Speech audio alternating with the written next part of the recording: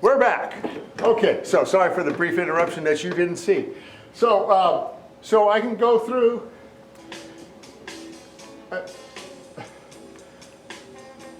So now I've got drums present. I'm panning my overheads left and right, so we've got some space happening. I'm going to pop over here because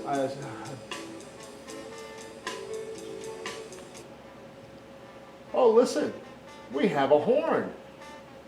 When's the last time you heard a trombone? A trombone in a blues band.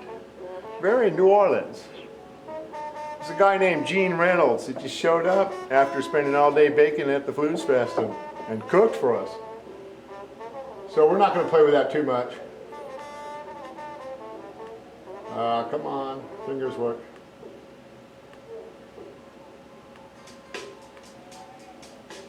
So, oh, now we've got some keyboards.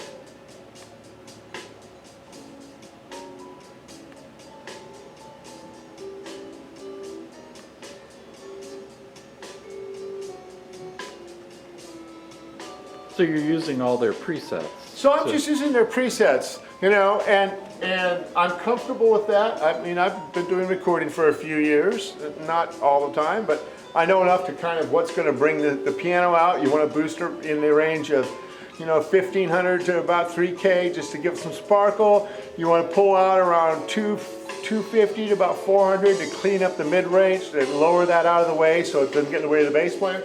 So they've done that for you. Now again, I'm using StudioOne because it's what I've got, what I'm comfortable with. I have to assume the other players like Logic and Pro Tools do some of that as well. I just don't know.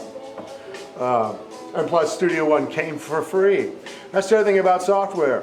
Probably won't be buying any, or you shouldn't buy any until you've really had some experience, because when you buy your computer interface, be it a Pre-Sonus audio box or a Studio Live, or an M Audio piece or a Pro Tools piece, whatever hardware you buy comes with the software.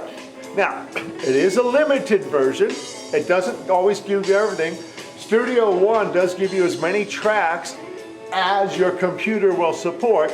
Oh, stop that for a second. And you know, the typical salesperson won't tell you this, but you need a big, hairy computer to do this kind of stuff. I have a MacBook Pro, dual core, 2.5 megahertz. It's lightweight. Gigahertz. Thank you. It's hard to believe I made my living for 30 years in the computer industry, and I got mega and gigahertz, but it's a very fast chip. It's dual core. I have 8 gigs of RAM, and at 16 tracks, full up with all the plugins, it starts to get draggy.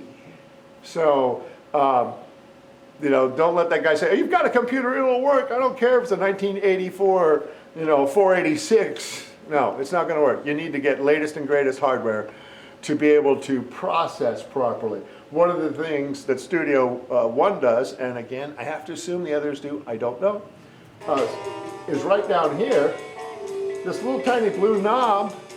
That's how much computer power I'm using right now. Now we've only put plugins on the drums and the horn, right? We haven't got compression running everywhere yet. We haven't got gates running everywhere yet. We haven't even started with reverb, which is a huge resource hog. So this bar will get pretty impacted at some point. If I were doing 32 or 64 tracks, it would be really heavily impacted. I'm also using an external hard drive. We'll move that into screen. To store all that stuff, because I only got 500 gigabytes on here and audio is huge. But anyway, so let's get back to what? So how huge is 4 hours of audio?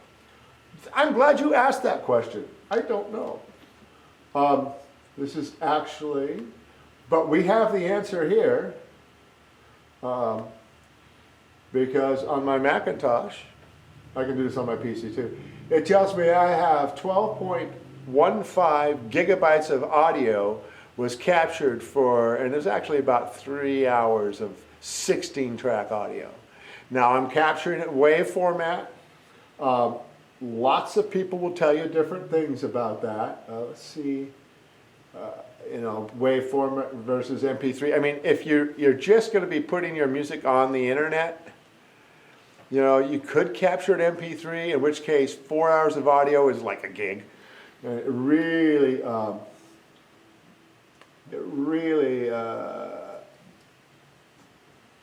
compresses nicely, and you lose some, but if you're listening to it on little speakers like this or your earbud speakers, you don't lose that much. If you're sending it to that producer for your next record contract, then you want to do wave format. Now you get into people who says, well, is it 24-bit? Is it 96K? What, all this, fancy stuff.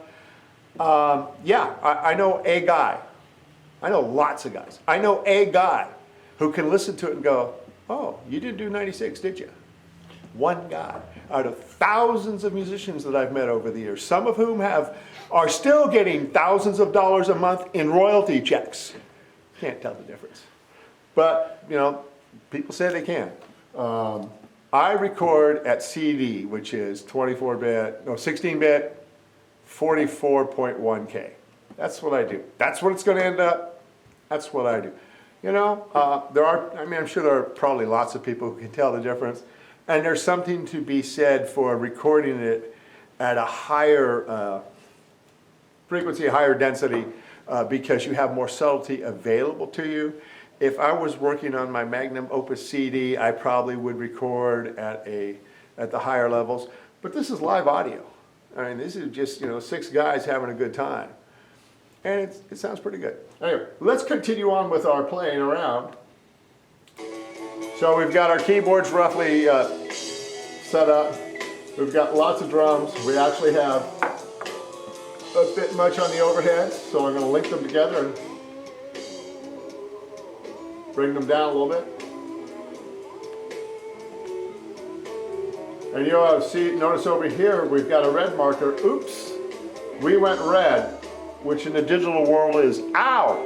So we kind of kick that back. What's missing? Let's see, we've got, oh yeah, bass player. Can't hear him at all. So this guy's going to need some work. So let's work with him a little bit. I like to roll off stuff below 50 cycles. Nobody hears it, ever. It's really nice if you're doing hip hop and you want people to get the feel, but they're not hearing that noise. So in order to clean things up, because anything below 50 cycles just makes the whole system work hard and gets muddy and less functional, I'm going to get rid of that. And then, ironically, I'm going to turn around and this is nice having the graphical representation here. Make it a little peaky. And boost 100 cycles, because that's really where it starts happening. I like to boost around 600-700 cycles, because that kind of gives a pitch, a fundamental. You hear a lot of bass players and they do the smiley face. They go to the bottom end and top, and you go click, click, click, click, and you don't hear what they're doing. It just kind of muddies up the sound, and yeah, it feels nice and stuff, but I spent 30 years learning how to play those exact notes I want them to hear out. So I usually cut around 200 cycles, and boost around 700 cycles, and again, there's nothing happening on the bass up above 5K, so I kind of get rid of that. Okay, that's the Pro EQ. And then we're going to go with the compressor, which is not compressed enough. Pop that up. Pop the ney.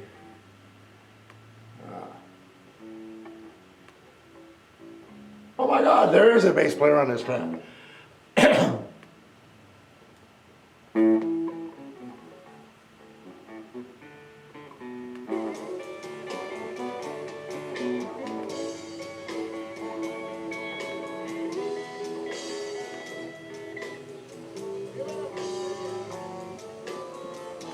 So we've got drums, bass,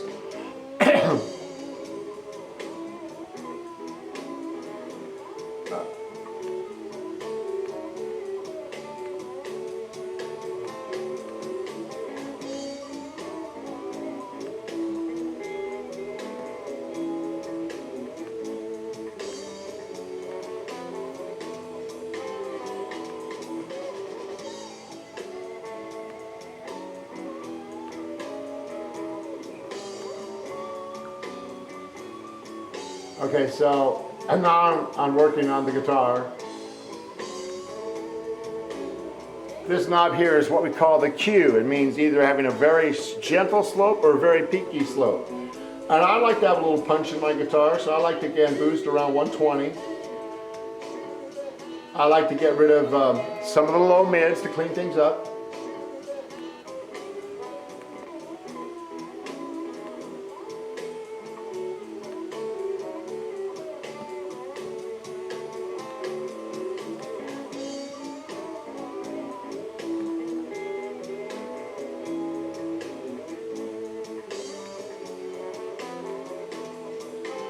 And this is happening real time.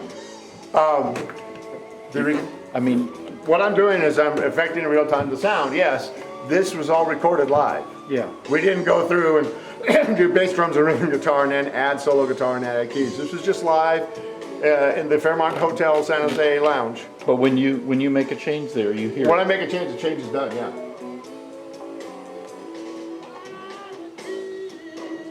Where am I? Okay, so we're doing hi Rich, that's Rich Longacre off camera. He's you want to know something about amplifiers and guitars, he's the guy to talk to.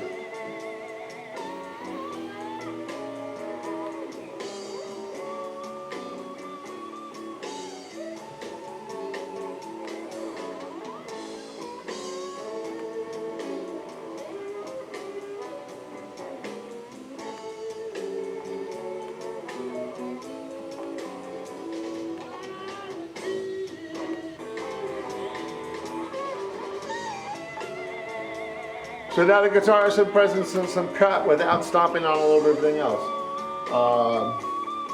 We can finish this up pretty quick.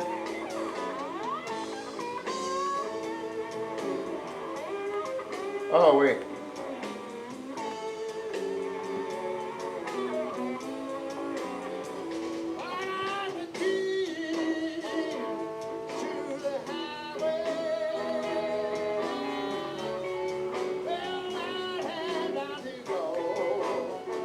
So I have a tendency to just do stuff. I've just added an effects bus. I started up at the beginning.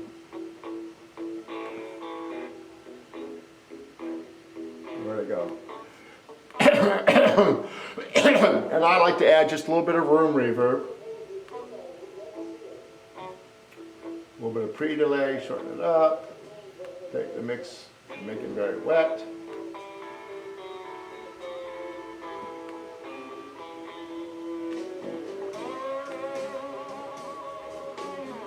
Come on, move with me.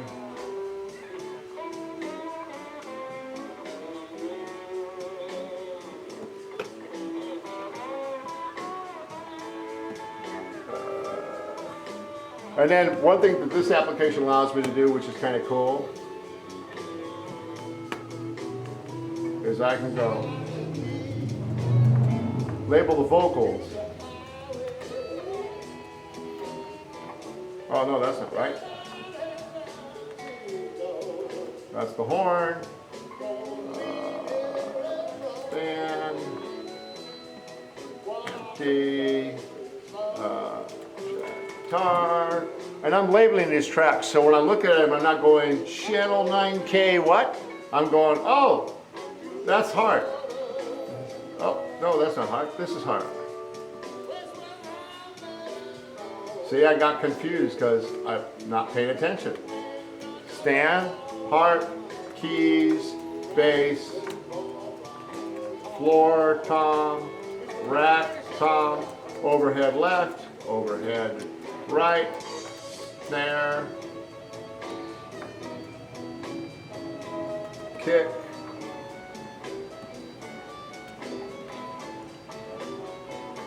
So when I glance at my screen, I can go, oh, exactly what I want to do. See, the harmonica we haven't played with yet.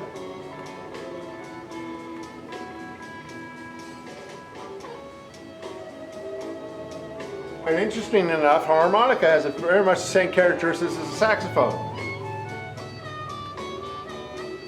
So by grabbing the the saxophone preset.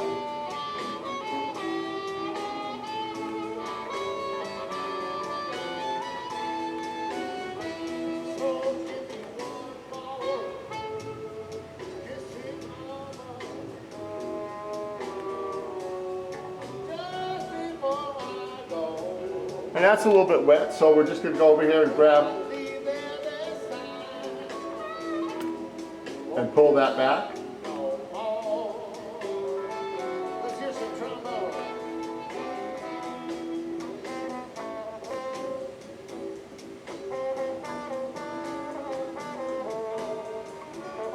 Hey, you know what?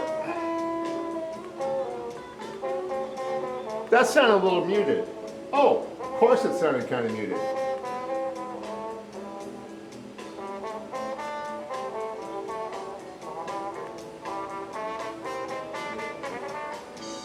Add a little edge.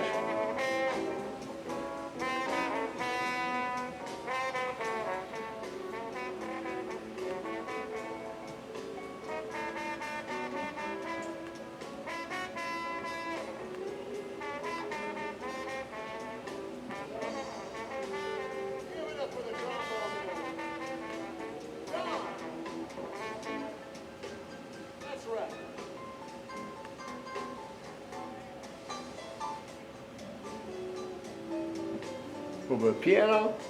So now we just, in a matter of 20-30 minutes, we put together a mix that's good enough for everybody to go, wow, those guys actually, I can hear everything, and it's pretty cool. Done some splitting out of some stuff.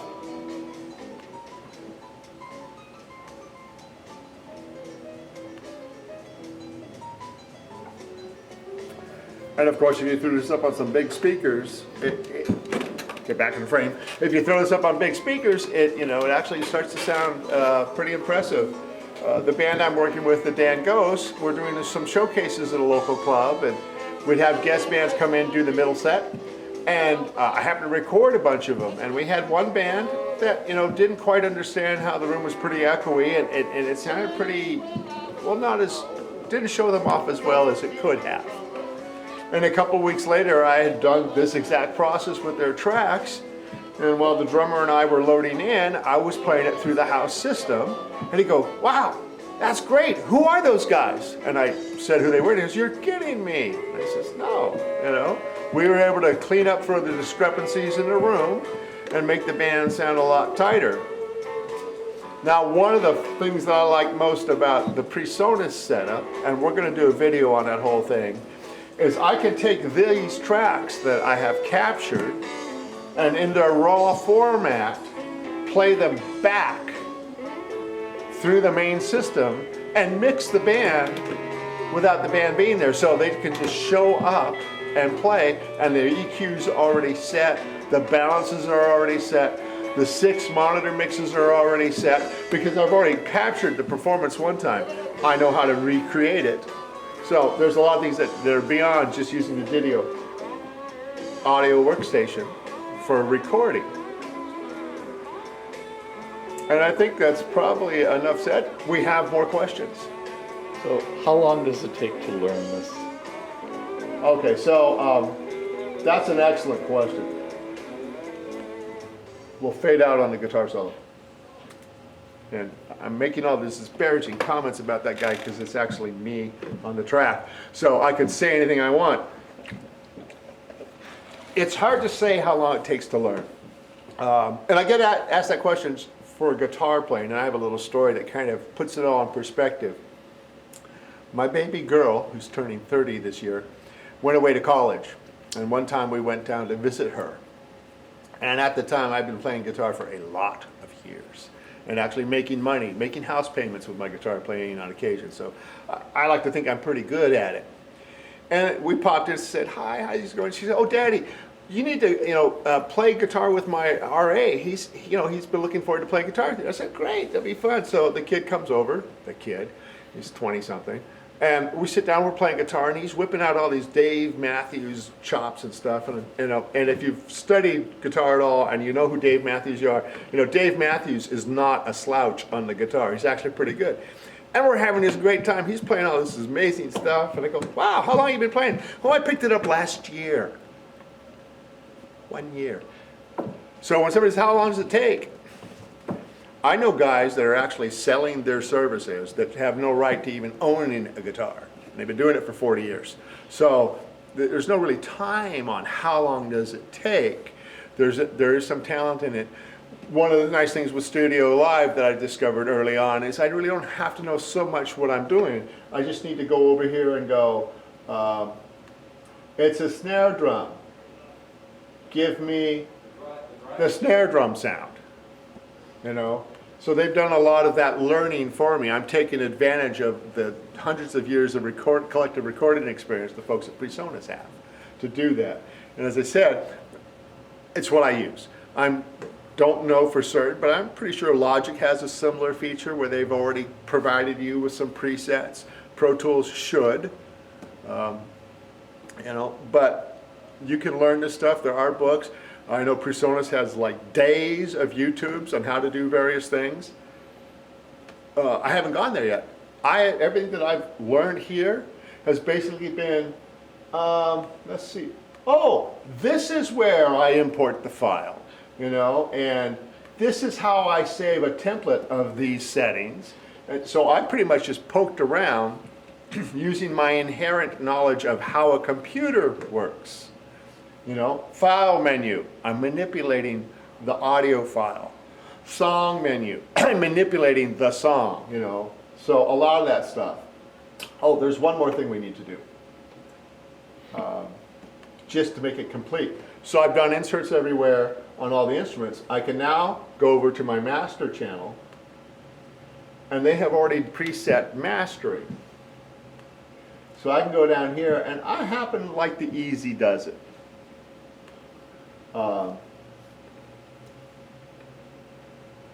Actually, let's do this. Bring the band back.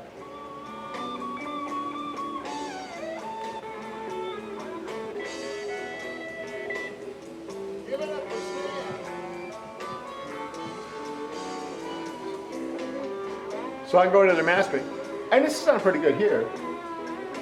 What the mastering does, it just kind of makes it, and it just kind of pops. And again, if I'm producing a CD for mass producing, I'd pay somebody to do this. I know guys that have got decades of recording experience that still have somebody else master it, because there's an art that makes everything just shimmer a little bit better. But this ain't, I mean, what are we doing? It's 30 minutes, 20 minutes? And, you know, if KKUP wanted to play some of my tracks on the radio, I'd give them this and let them play it. I'm not ashamed of this at all.